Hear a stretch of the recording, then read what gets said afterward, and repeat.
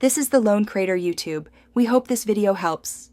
You'll begin by confirming the essentials, a running Aternos world and matching mod loader on both sides. Once you've enabled server voice support in options, upload the server-side voice chat mod to your Aternos file list and start the server. Meanwhile, install the exact same voice chat mod and loader version on your Minecraft client. This alignment prevents connection errors. After installing, relaunch the client so the new mod loads and prepares a handshake with the server. Now focus on configuration. Open the voice chat mod settings in-game and input the same port and bandwidth values the server expects.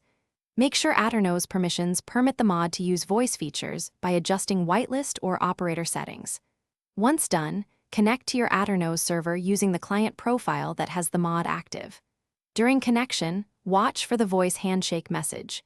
If it fails, recheck loader and mod versions. Then test by speaking. Local indicators should show activity. Finish by setting microphone and audio device inside the voice mod, and confirm push-to-talk or open mic behavior to match your preference.